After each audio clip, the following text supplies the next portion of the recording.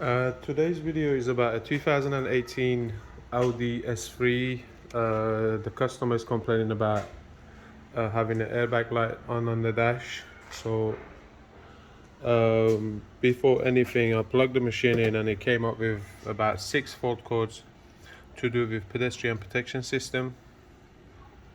So what I realized was that this car was involved in an accident from the front, and this is what the customer told me.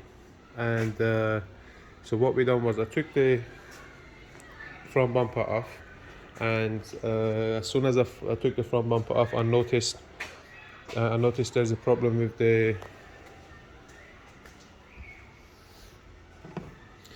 so this is a little plastic bar that goes in front of the cross member, and I noticed somebody put a tape there. So what happened is we got 2 sensors. This is protection. This is a sensor for pedestrian protection, and basically there's one sensor here, and then there's a tube goes all the way to the other side, and there's another sensor here. So what happens is this sits right here in front of the car, and these sensors, this yellow plug goes into the sensors. So sorry, I put this wrong way around. This is how it sits. So from the fault codes, we have 5 crash sensor on the front of this car. There's one in the middle right here, right in the middle, exactly where the bonnet lock is. So this one, I tested this one is fine. I could actually read the values on live data, so this one is fine.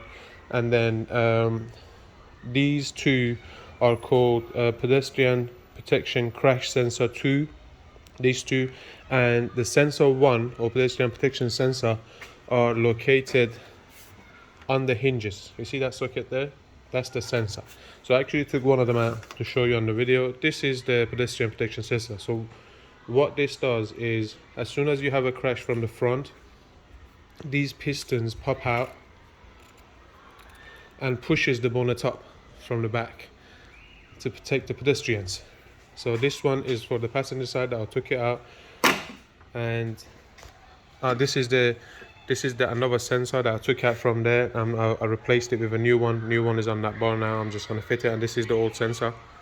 And I'm assuming once you have an accident from front, these sensors go faulty for some reason.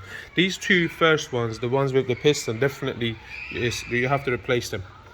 So that's another sensor. That's the driver side. I haven't taken it out yet, but I'm just trying to show you where it sits. That sits there, and one there. So basically you got one on the driver side hinge, one on the passenger side hinge. We got one in the middle, right where the lock is, and we have one passenger side and one on this side. And the fault codes it's giving us is, these are the fault codes that it gives us: a pedestrian protection trigger 1 and trigger 2, and pedestrian driver side pedestrian protection crash sensor open circuit. So basically the 4 fault codes, first fault code is to do with the hinges, the sensors on the hinges, and then the 2 at the bottoms are for these 2. So what happens is, when you read the fault code, it says driver side pedestrian protection crash sensor 2 open circuit, short circuit. It comes up with a circuit. So at the beginning I thought maybe because you had a crash, maybe the cables are cut or wiring, there's a problem with the wiring. And so I checked the wiring was fine. So what I done was I ordered a set of brand new sensors and plugged them in, and it fixed the problem. So don't be fooled by the fault code. It comes up with a wiring problem, but on this car the problem wasn't the wiring, the problem was actual sensors. Maybe on other cars the problem is wiring, but this was the problem. So thanks for watching.